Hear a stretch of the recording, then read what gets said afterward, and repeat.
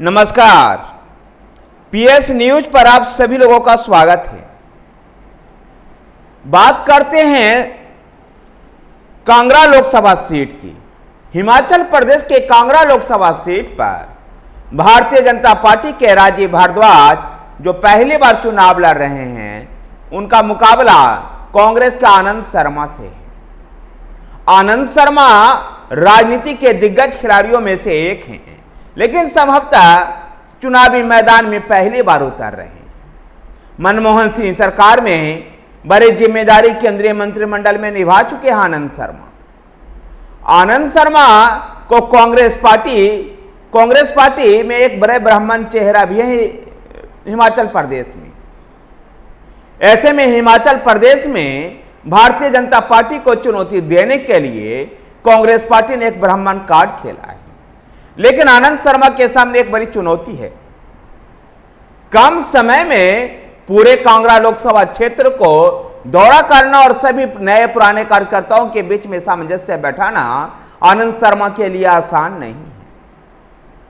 क्षेत्रफल के दृष्टिकोण से कांगड़ा लोकसभा सीट काफी बड़ा है और इस पार से उस पार तक जाने के लिए एक दिन का समय लग जाता है। कांगड़ा लोकसभा सीट में 17 विधानसभा की सीटें हैं। 17 में से 11 पर कांग्रेस पार्टी का कब्जा है और राज्य में सुखविंदर सिंह को मंत्रिमंडल में भी कांगड़ा संसदीय सीट के उचित प्रतिनिधित्व में मिला हुआ है, जो आनंद शर्मा के पक्ष में जाता है। धर्मशाला, इसी कांगड़ा लोकसभा सीट के अंतर्गत आने वाले धर्मशाला विधानसभा क्षेत्र में उपचुनाव भी होना है, जिस सिलसिले में मुख्यमंत्री सुखविंदर सिंह को धर्मशाला का दौरा कर चुके हैं, लेकिन अभी तक प्रत्याशी तय नहीं हुआ है। इसको लेकर के अभी भी कंफ्यूजन की स्थिति में है। अगर 17 विधानसभा क्षेत्र में एक एक दिन भी मान लें कि आनंद शर्मा सभी विधानसभा क्षेत्रों में देंगे, तो 17 दिन उनके विधानसभा क्षेत्रों के दौरा करने में लग जाएगा। बाकी बचे हुए समय में आसान नहीं है कि चुनाव प्रचार कर अपने लिए माहौल बनाया जाए।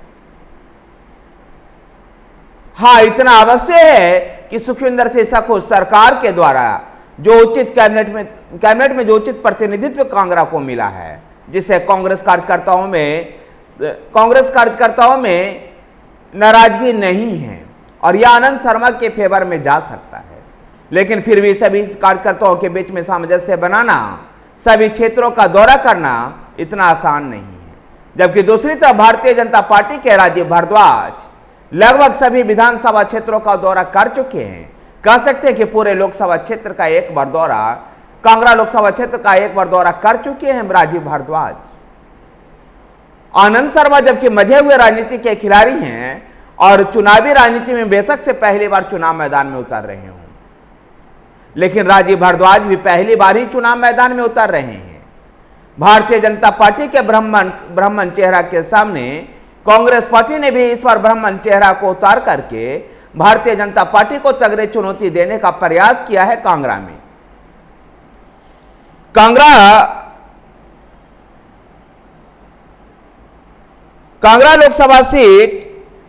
लोकसभा सीट पर 2019 में भारतीय जनता पार्टी ने यह सीट जीती थी, जब अनुसूचित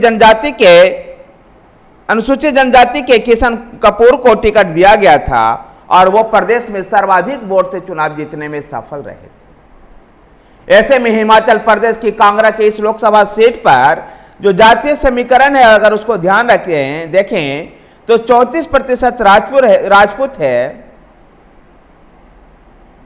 34% राजपूत, 32% ओबीसी और 20% ब्राह्मण है। 14% अनुसूचित जनजाति के मतदाता हैं। पिछले चुनाव में यहां भाजपा के प्रत्याशी रिकॉर्ड 4 लाख से अधिक लीड मिली थी। इसके बाद हुए विधानसभा चुनाव में कांग्रेस को समर्थन मिला, लेकिन अब स्थितियां में बदलाव आया है। विधानसभा व लोकसभा चुनाव के लिए मुद्दे भी अलग अलग होते हैं और मतदाताओं के बीच में अलग अलग कैटेगरी भी होता है।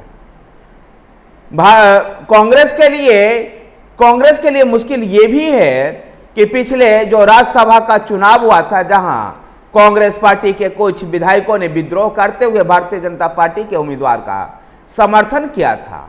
ऐसे में आनंद शर्मा को लिए कितना तत्परता यहाँ के कांग्रेसी कार्यकर्ता दिखाएंगे, इस पर भी एक सवाल है।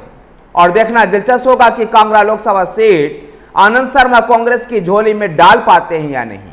जबकि मार्जिन की बात करें तो भारतीय जनता पार्टी 4 लाख से अधिक वोटों से कांगड़ा लोकसभा सीट जीती थी। और अब 2024 में जहां भारतीय जनता पार्टी के लिए चुनौती यह है कि किशन कपूर ने जो बढ़त हासिल की थी, जो लीड लिया था 4 लाख से अधिक वोटों का, वही लीड राजीव भारद्वाज को भी लेना होगा। जबकि राजीव भारद्वाज के सामने आनंद शर्मा के रूप में एक मजबूत ब्राह्मण चेहरा सामने खड़ा है।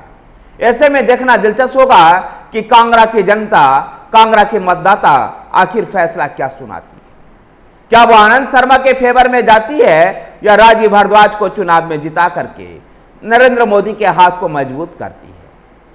आनंद शर्मा के बारे में आपको बता दें कि आनंद शर्मा 2019 के लोकसभा चुनाव के बाद तथा कथित रूप से जो कांग्रेस में G23 जो बना था, उसके अहम सदस्य हुआ करते थे आनंद शर्मा। उस G23 में आनंद शर्मा के साथ मनीष तिवारी, गुलाम नबी आजाद, कपिल सिब्बल जैसे लोग हुआ करते थे।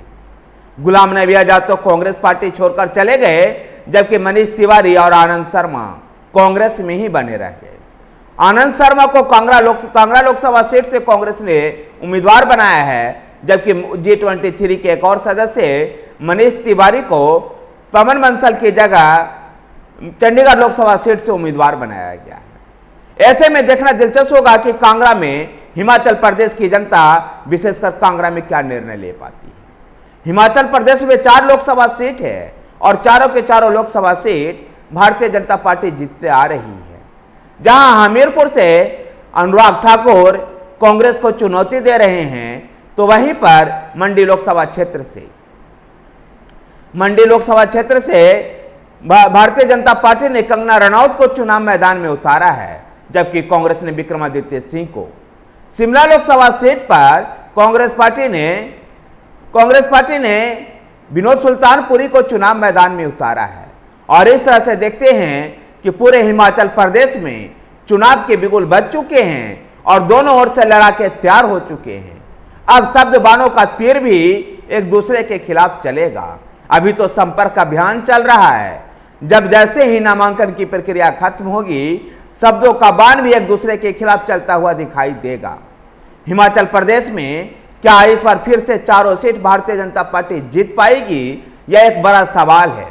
धन्यवाद साथियों, वीडियो को लाइक कीजिए, शेयर कीजिए। हमारे साथ बने रहने के लिए हमारे चैनल PS न्यूज को सब्सक्राइब कीजिए। धन्यवाद।